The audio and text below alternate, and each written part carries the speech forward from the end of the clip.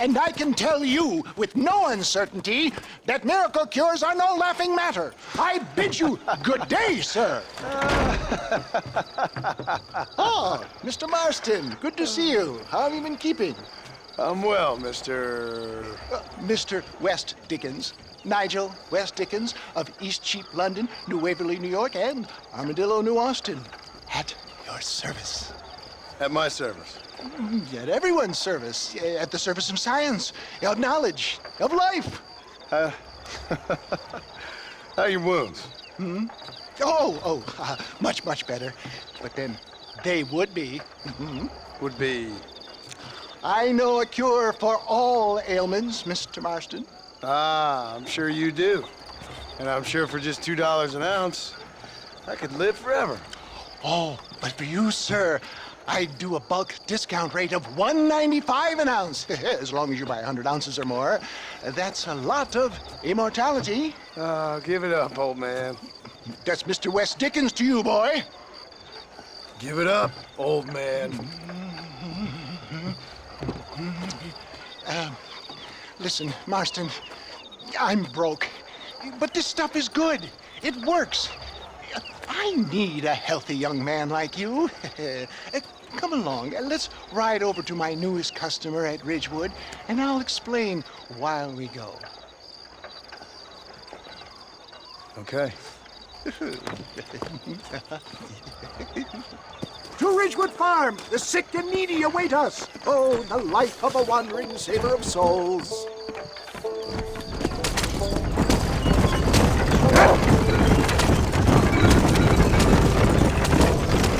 I heard about you, Mr. West Dickens. And I about you, John Marston. Hoodwinking the weak, gullible out of their hard-earned money. My dear boy, it is you who is gullible, if I may be so bold, for heeding such ill-informed You're scuttlebutt. as full of wind as a horse with the collar. I have been blessed with the gift of language, and for that I will not apologize. But the West Dickens elixirs speak for themselves. My thousands of happy customers attest to that. If my tonic is such a sham, how do you explain the fine metal in which you find me? Last time you saw me, I was knocking at death's door. You should thank the doctor for that. I reckon you were acting it up worse than it was. Act I can, John. A more convincing Othello there has never been. And so shall you, a fair Iago or Cassio. I don't like the sound of this. Showmanship, John. The flourish, the bow. We are operating in a competitive marketplace. Our product must stand out. And how does this involve me? We're going to use your God-given talents to our advantage. I'm really starting to regret I'll drop this. you off at the outskirts of Ridgewood. That way it won't look like we came together. Once I'm set up, saunter nonchalantly into the cloud that is sure to be forming. Eventually, I'll call you up. Such as? Stay on the road! You're going to destroy the merchandise! Oh, nothing out of the ordinary for a man of your work, I assure you. Get back on the road! We'll have nothing left by the time we get to Ridgewood! So it is all a shame. Best you alight here, dear boy, so no one sees us arriving together. See you shortly, and remember, showmanship!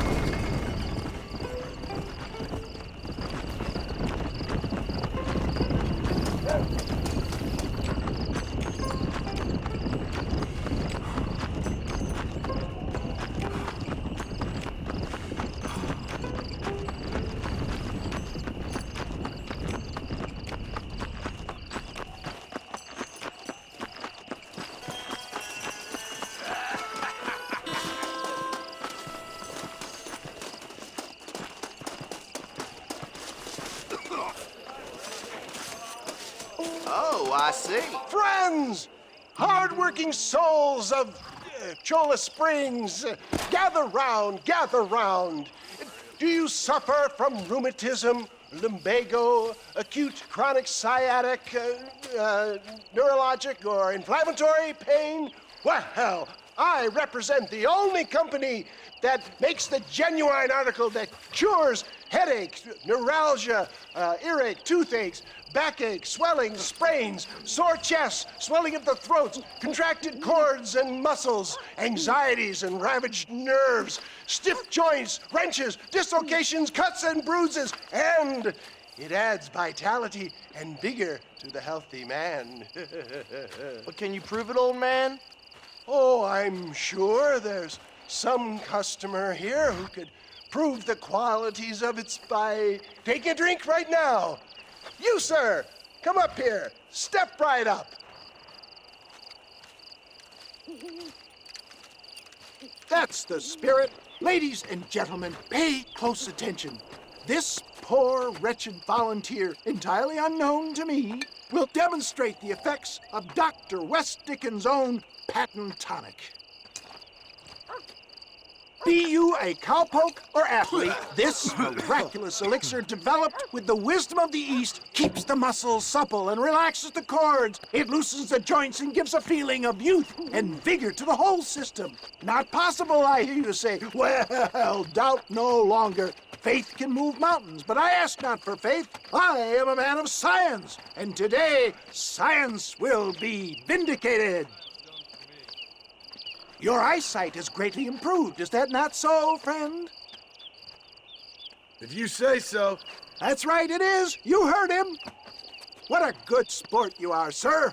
Now, gaze over yonder at that porch. If you squint, you may just be able to make out the skull that's hanging there. Go ahead, friend.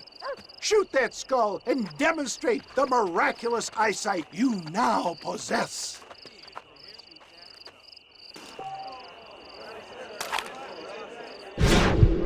Remarkable! The eyesight of an eagle, granted by imbibing Dr. West Dickens' own patent tonic. Anybody can make that shot. This man is a fraud. If your eye's so damn sharp, why don't you try shooting my hat out of the air? My friends, our test case has been challenged to shoot a gentleman's hat out of the sky above our heads. You can fool these people, but you ain't fooling me. Right. Let's just see how sharp you is with a moving target. Here it comes.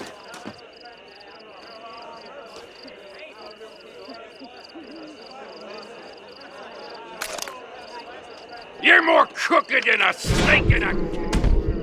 Have you ever seen such an eye? Behold the power of the elixir, plucked out of the sky. Hey! Hey! What? You think you can put a hole in a man's hat and just walk away, do you? Well, it don't work like that around here, mister. Come on! Are you a man or not? A challenge of battle has been offered to our volunteer.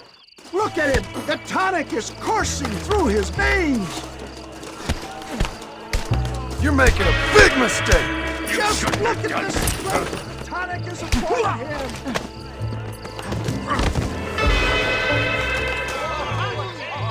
There it is! Skeptics and dissenters! Irrefutable proof! Do not let this opportunity pass you by!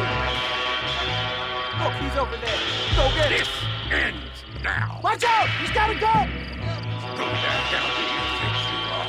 You ain't leaving here alive.